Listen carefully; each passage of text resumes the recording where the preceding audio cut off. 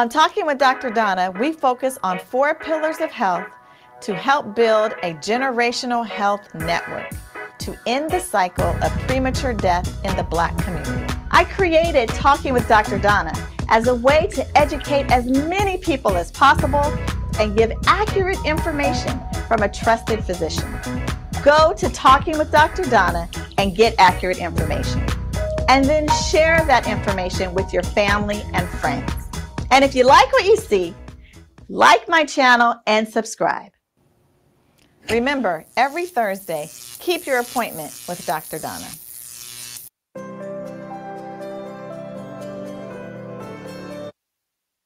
Good evening, everybody. Woo! We did it. We made it. We are here. Thank you so much for keeping your appointment.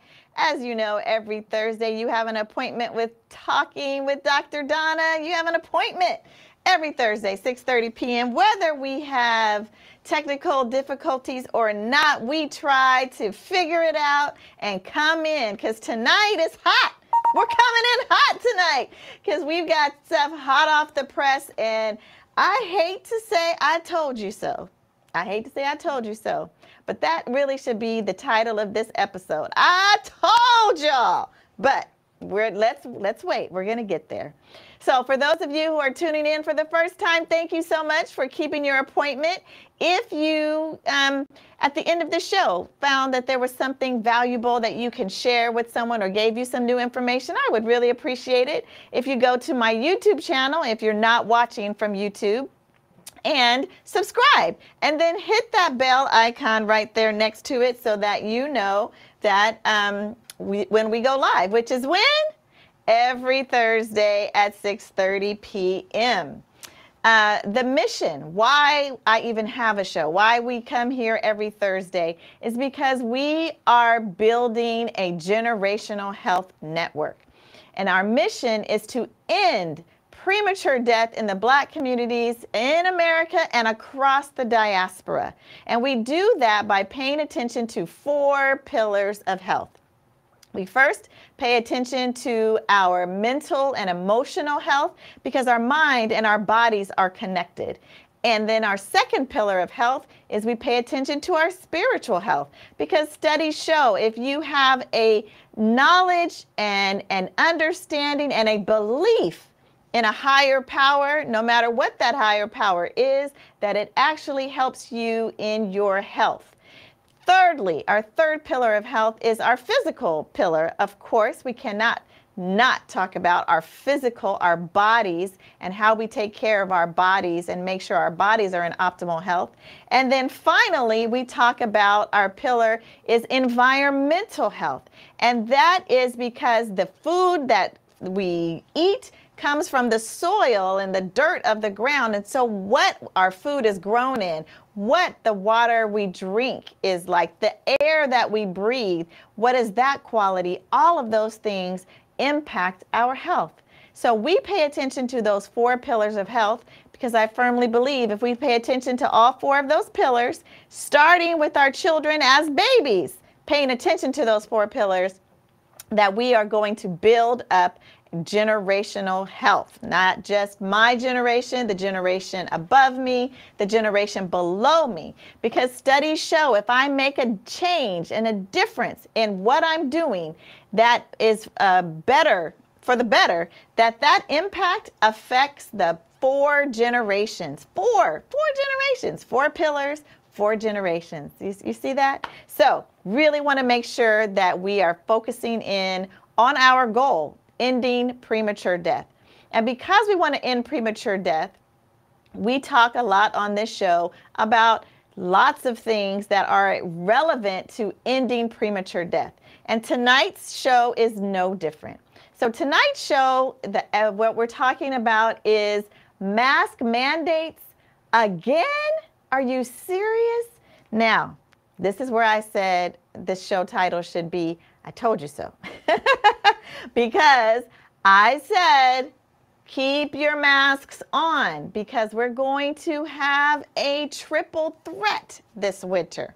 I had no idea how bad it would be, how bad it is going to be, but we're barely into the winter season, and we are already having surges of RSV where we're having pediatric emergencies and our emergency rooms are overrun. I have never in my 23 years of being a doctor ever had a phone call where it says, hey, we're looking for doctors. We need help. Our emergency rooms are overrun with pediatric patients. And that is because of RSV. That's our first threat. Our second threat is influenza. So we're looking at influenza tonight. And then finally, we cannot forget about COVID because COVID has not forgotten about us. So we're going to talk about the triple threats today. We're going to talk about how and why you should keep your mask on and how to protect yourself during this winter surge. And I'm going to talk to you about why it's important to have this information because we want to keep you and your family safe. So again, we're live, which means that you can ask questions. So if you have a question, please put that in the chat and I will definitely try to get to it as soon as possible. Okay, so let's talk about our winter triple threat. That's what I'm calling them, our winter triple threat. So we talked briefly about RSV. RSV is not a new virus. It stands for respiratory syncytial virus. And you're seeing the show announcement. Respiratory syncytial virus, it's not a new virus. It generally impacts our children. And we're seeing, though, this season, for whatever reason, this season we're seeing not just the younger children who are getting RSV, which is what we normally would see. We see RSV every season, and it always usually, excuse me, impacts our babies. But we're seeing kids who are older actually getting RSV. Symptoms of RSV is just like a cold, cough, runny nose. Maybe the kids won't be eating as well. Again, remember, these are, young kids, and they may not be able to say, hey, I don't feel well, but you might see other signs like they're not eating well, they're not drinking well, they're not sleeping well, they don't have their same activity level. Those are all signs that lets you know that your kids are having some problems. They're not feeling good. And so with RSV, unfortunately, there's no vaccine for it. There's no shot for it. With the exception of our kind of high-risk preemies, they get something to help them, to prevent them from getting RSV. But for a general public, for our general children and our general toddlers, there's no vaccine. So what do we do to try to help protect against RSV? We do the same things that we always do and we talk about, right? In this day and age, I would suggest keeping your mask on. That's going to be a theme. It's going to run through this entire show. Keep your mask on. That's going to run through the entire show. So if you get tired of hearing it, so sorry, but that's you're going to hear. So let's look, okay? All right, can you see my cool pointer? I have a new pointer. Woohoo! All right, so let's look at the masks. Now, we've shown you this before. We've talked about masks for a long time, and we've talked about why you want to wear a certain type of mask in order to make sure that you are absolutely protected. So we've talked about a cloth mask. If anybody's wearing a cloth mask right now, don't make me hurt you. Don't do it. Don't make me come to your house and burn every piece of cloth in your home, okay?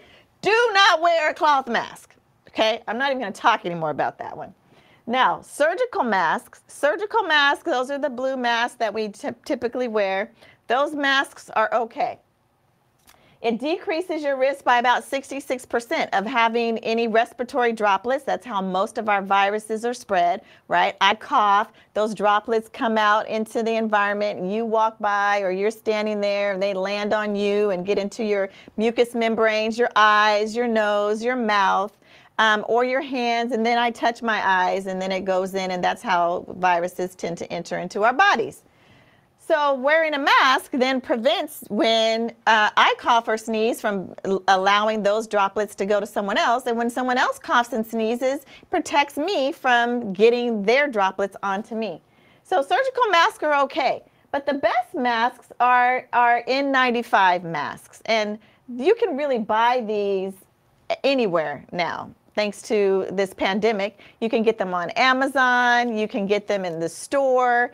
If you need some N95 masks, we have some here at TrueVine. Talking with Dr. Donna is always securing things for you. Thank you, Elisita. Securing masks. Oh, we're going to do show and tell tonight. So N95 mask, and the reason there's N95 and there's higher. So if you have access to an N99, I'd say go with that versus your N95, because what the number means is that the percent of particles that it filters out. So N95 is the most common. That's pretty much all you really need is an N95. So 95% of particles that are going to cause infection are being filtered out. But again, if you have access to an N99, hey, go for it. Wear the N99. And so this N95 decreases your odds of getting those droplets on you by 83%. That's a major, major decrease. And so wearing an N95 mask pretty much anytime you're outdoors or anytime you're inside of a room with a number of people, you want to do an N95 mask. Okay, so I'm going to tell you a funny story. Last night, I went to see The Colors of Christmas, which was amazing. And it was in Davie Symphony Hall, so you know it's a huge place. And I would say about 50% of the people in there had a mask on. I, of course, donned my matching mask because that's what I do. So I had my mask on, and I was talking to another person who had their mask on, and a woman walked up to us who did not have her mask on, and she said, "Oh my gosh, you two are wearing masks. Should I have a mask on?" Now the lady is probably in her early to mid 70s.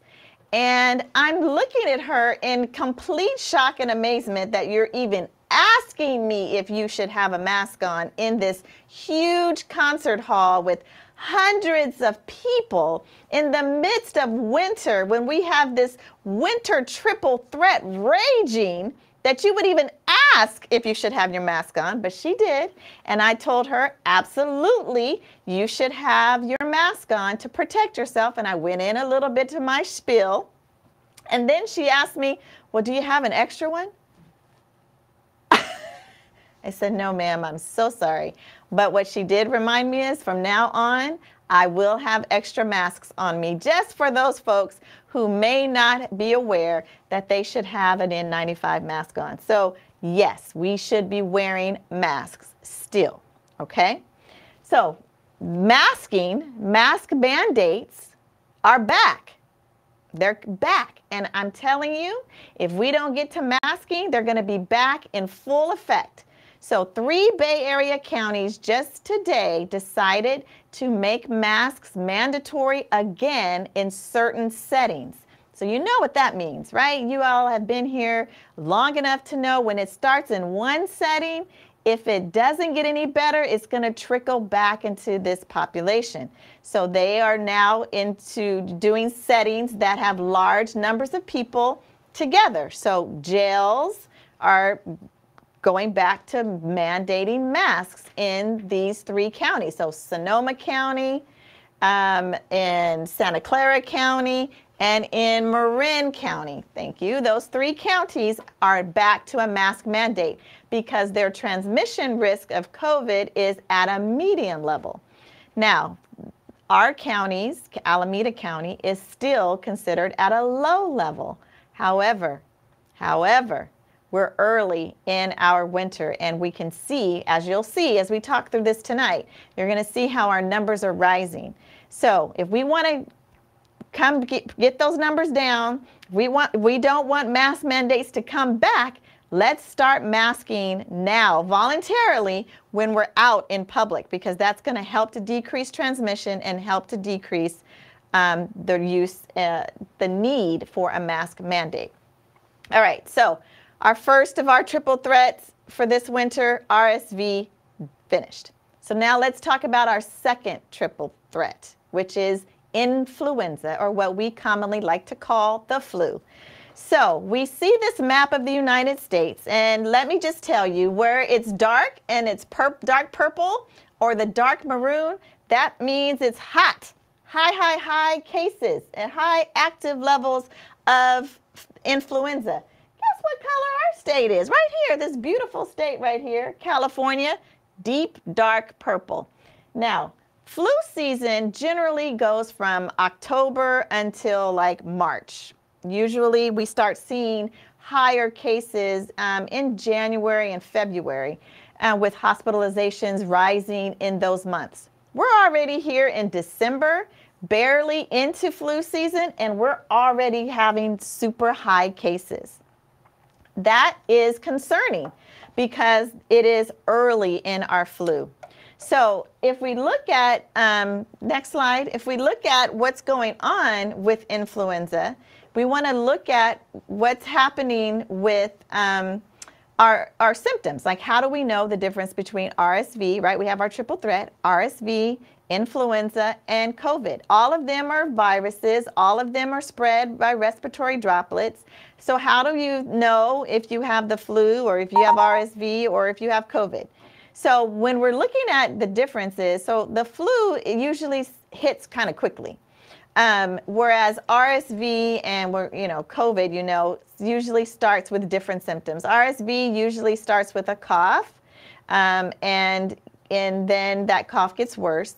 Influenza tends to start mostly with maybe chills or a fever, and then you develop the cough, right? Then, and COVID, we'll talk about when we get to COVID. But COVID these days, right? First COVID was, we've had all sorts of first symptoms in COVID, but now our first symptoms are usually with this particular strain and where we are, starting with a sore throat, okay? So when you start feeling a little scratchiness in your throat, that could be an early sign of COVID. All right, so flu, RSV, flu, COVID, which one is it? So if you have not already done so, I need you to get your flu shot, okay?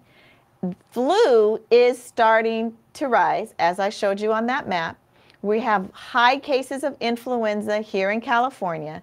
We have a flu vaccine, okay, that anyone who's 6 months and older can get, okay?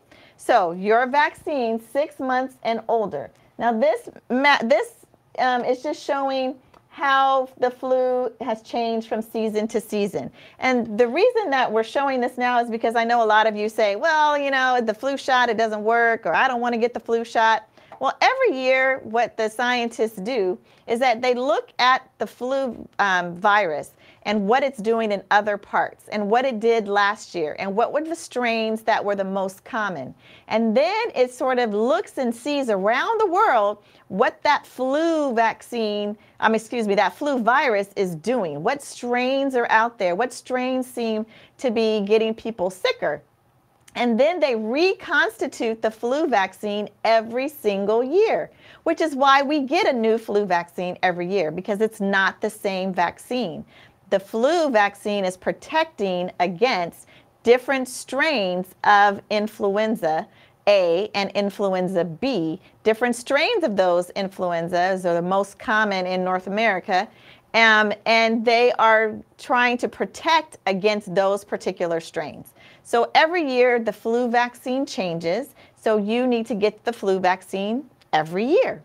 I'm encouraging you, if you have not already gotten your flu vaccine, this is your wake-up call because the triple threat is here. I need you to get your flu vaccine. You can get your flu vaccine at pharmacies now, Walgreens, Rite Aid, CVS, they give flu vaccines. Of course, you can always go to your doctor's office and get a flu vaccine.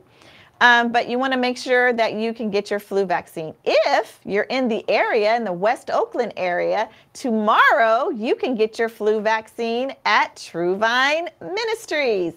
896 Newton Carey Jr. Way in Oakland will have flu and COVID vaccines available tomorrow from 12 to 4 p.m. 896 Newton Carey Jr. Way. If you have not already received your flu vaccine, here you go. Here's your opportunity. Come on down and get it tomorrow. Okay? It's free. It's free. Free 99. So let's talk a little bit about COVID. I want to go to those COVID slides, Sita. So our other triple threat. So we have RSV, we have influenza, and now we're going to talk about COVID. I know you may be tired of talking about COVID. COVID is not tired of being talked about. It likes being in the limelight. It likes hanging out. I told you from the very beginning, it's the social cousin that likes to hang out. You hanging out, COVID's hanging out too. So COVID is still here. Now, if we're looking at, let's go to the case slides.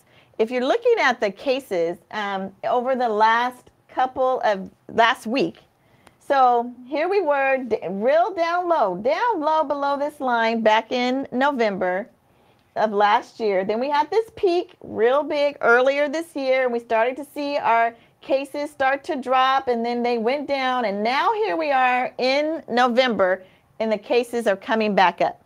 Let's do the next slide. So over the last 14 days, you can really see. Now this slide might be hard to see, and maybe you can put it up so larger on the screen, but the color codes are basically the age groups. And there's two age groups that I want you to pay attention to. That's the lighter blue, which is the less than 5-year-olds, because I want you to see, as you look at the cases, if you come over to October, at the end of that graph, you start to see that little blue line start to increase. That light blue is starting to rise higher than the hot pink and almost up to where this dark blue is. Now, why is that important? That's important to me as the pediatrician and as a mom, because that light blue line are for our children who are less than 5. So that means that our children who are less than 5, their cases are starting to increase. We've known all along that COVID infects children, it infects infants and babies and toddlers. We've seen some of the negative impacts of COVID in our immune hepatitis, where our kids around the age of 2 were starting to get this really bad hepatitis that led to liver failure, that led to liver transplants in a multitude of our babies who were 2 years old and younger. And we attributed that to COVID. So it is important to see that our children's numbers are starting to rise. We now, back then when the hepatitis was rampant, we did not have vaccines for that age group. We now have vaccines for all of our children who are older than 6 months old. So all of you parents out there and grandparents, I really want you to talk to your pediatrician or family medicine doctor about the vaccine if you have not already gotten your children vaccinated. It's really important because they're getting sick, and eventually we know that COVID impacts our young babies just like it does in our adults, where we have long COVID. Studies show that our children have long COVID. They can get headaches, prolonged fatigue, right? And they may not be able to say that they're tired, right? They just may be wanting to sleep a lot. They may not be able to pay attention and focus in school as well as a result of this long COVID. So it's important. We have vaccines now. We have the ability to help our children not get sick from this disease. So let's vaccinate our children. Can you go back to that slide? Because I want to highlight two other populations. So the hot pink, that hot pink is our 18 to 30-year-olds. That group has always been hot. That group has always had the highest number of cases throughout this pandemic, and it's not any surprise that their numbers are rising again.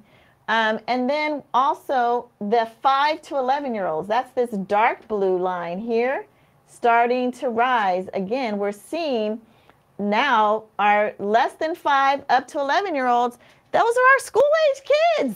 Those are the kids that are going to school who are potentially spreading COVID to the other kids and to their teachers, right? So we want to make sure that we vaccinate our kids because it's really important to try to protect them. And we want to go back to, if you have stopped having them wear their masks to school, we want to go back to having them wear their masks. continue to talk about the importance of good hand washing and the importance of kind of trying to distance themselves from their friends, right? Not sharing utensils, not sharing snacks or treats at school, not sharing water bottles, you know, all of these things that kids like to do. We need to talk to our kids even more so now about the importance of kind of keeping some distance, wearing a mask during the school days, and making sure that they do good hand washing. All right, next slide here. So we want to look at, we're still having people dying from COVID, unfortunately. And of course, the ones who are dying the most are our elderly population, continuing to die at the highest rates. So definitely for our older population, we really want you to get boosted. And the bivalent booster is what we want you to get. All right, next slide. What are we talking about? So our death rates by race. All right, you know, this has been the same story, right? It used to be our highest rate was African American, followed by Asian Pacific Islander. But we know that Asian Pacific Islanders have had in their community also this, what I call justified distrust of not getting vaccinated. And we're seeing the results of that community still having very low vaccination rates. And so our Asian Pacific Islander and our African American are still having the highest death rates from COVID. Vaccines are important. Vaccines are important. Many of you are kind of are a little confused about which vaccine you should get. Do you still need to get the bivalent booster if you already got the booster? And the answer is yes. If you've been boosted, but it was not the new bivalent booster, it's time to get that booster, okay? And again, tomorrow from 12 to 4, the bivalent booster, Pfizer and Moderna, is available. So come on down to 896 Newton Carey Jr. Way and get your bivalent booster. It's now available for all ages, right? So when it first came out, the bivalent booster was just for adults. Now children can get the bivalent booster. So guess where my kids are going to be tomorrow between 3 and 4 after school? Hey, Trin, you're going to be getting your bivalent booster. If you have not gotten your booster shot yet, this is the time to get it. And you can do Pfizer or Moderna. Doesn't matter what you did before, okay? If you take a test, so let's talk a little bit about tests. Many of you may still have these tests at home, and I want you to have some tests, COVID tests at home. If you need COVID tests, again, come on down. Talking with Dr. Donna team is taking care of you. We have free home tests. Now, many of you might say, if you look on the back and you see right here, this lot number, it will tell you the lot number there, and it tells you an expiration date. So the expiration date on this package says August 22. Well, I think we've talked about this before, how many of our of the testing continued, the manufacturers continued to test their product to see if the preservative lasted long enough, longer than their expiration date, and it did. So many of them extended their expiration dates. So look here, you have the lot number there, you have the lot and expiration date number there on this type. So just look on your box and look to see what your lot number is and what the expiration date is. And then you're going to go to this website. And when you go to this website, it is going to tell you based on your lot number that you use off of your box. Now, don't use somebody else's box, but it's going to go to your box and it's going to tell you that that your test is extended. Okay, so when you're doing your test, do you have the website? Oh, there it is. Very, very long website. So if you just do FDA.gov, medical devices, or if you just Google or Safari, not to get in trouble with anybody's because nobody is sponsoring me. If you just go to any search engine and type in COVID expiration, home test expirations, the website, the FDA website will pop up. And that website, you go in and you put in your lot number and it will tell you when that date of that home test has been extended, okay? Does the expiration date matter? Yes, the expiration date absolutely matters. So that's why you want to take your test, find the expiration date, go to the website and see when that test, if that test has been extended. Not all tests have been extended. So you want to make sure that your particular test has been extended and to what date, okay? If you think that you're feeling ill and you have your home test and you take a test and it's negative, it does not mean that you do not have coronavirus. Go way back into the crevices of your mind. I know you remember this because we talked about it, but remember, these tests are not as sensitive as the laboratory tests. So when you go to the lab, it's picking up any type of particle from coronavirus in your blood. And so it's very sensitive. It can pick it up very small amounts.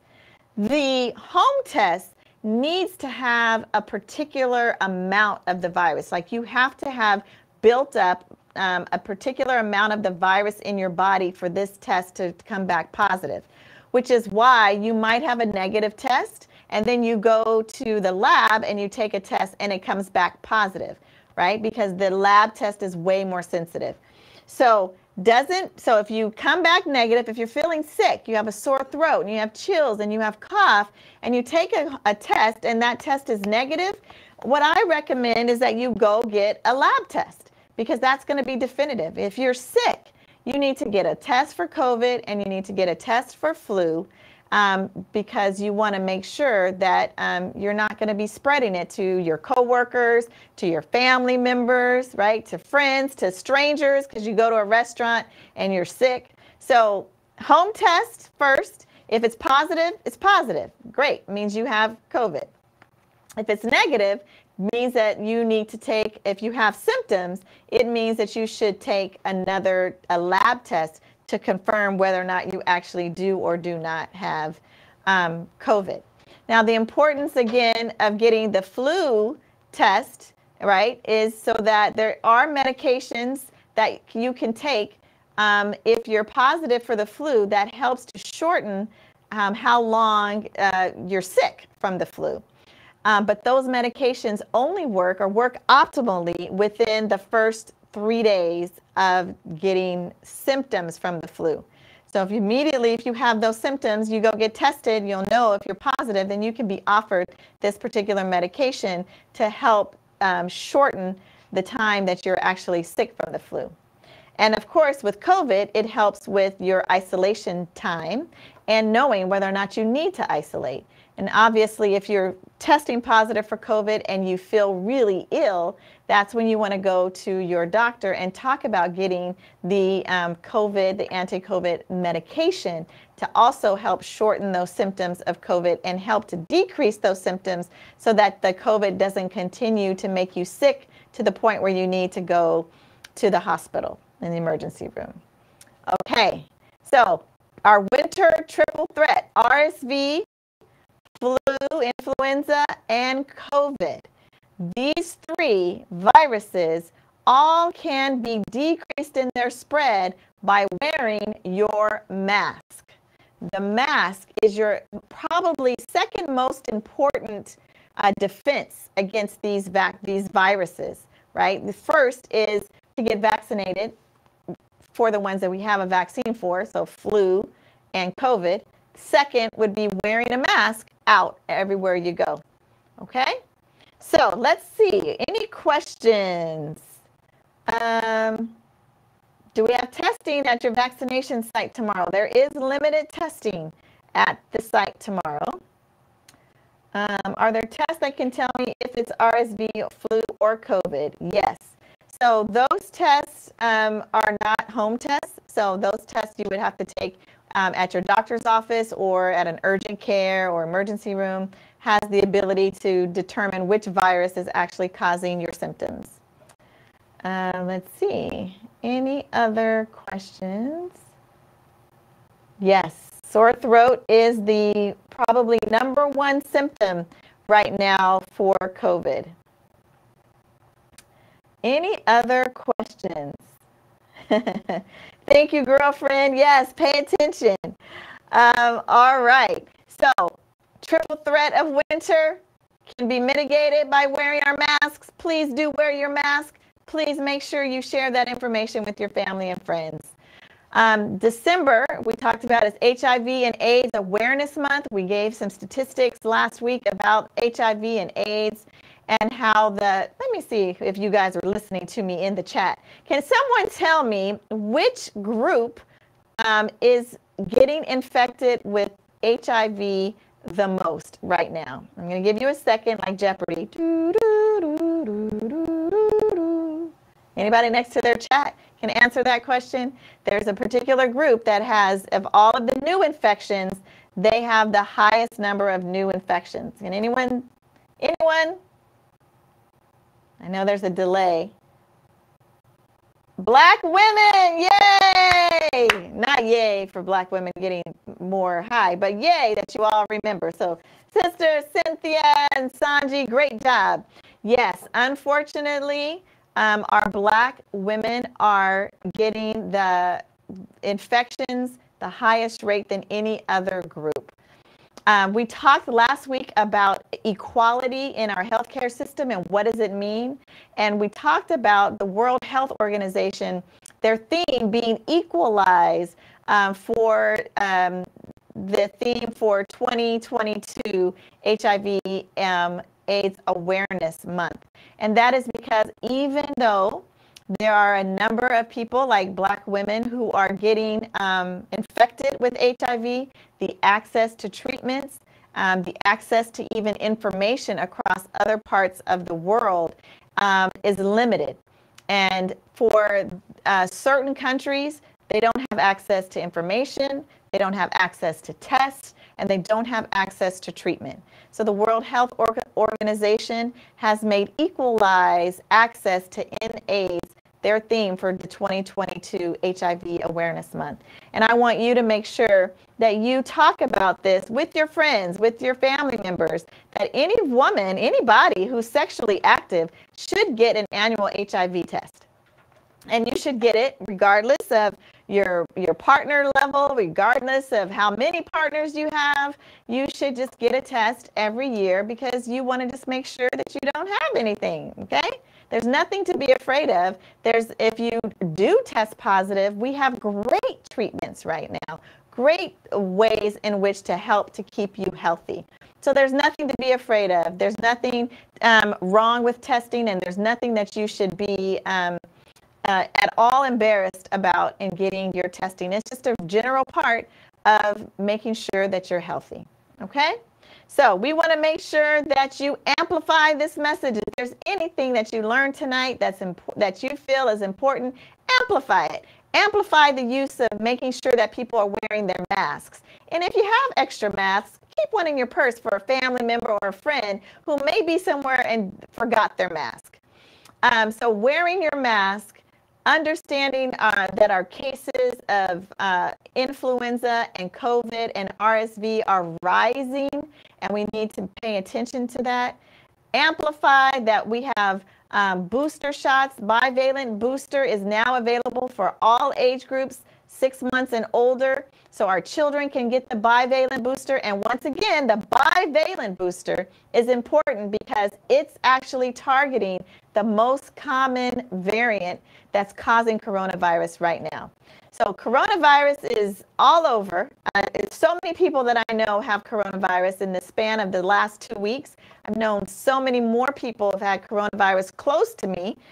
Today, I got 2 notifications from the California Department of Public Health. I have that notification on my phone and so I got 2 notifications that 2 different people that I have been in close contact with have tested positive for coronavirus. So it works. I have no idea who those 2 people are, but it works, and it's out there. So please amplify this message to help keep your family and your friends safe.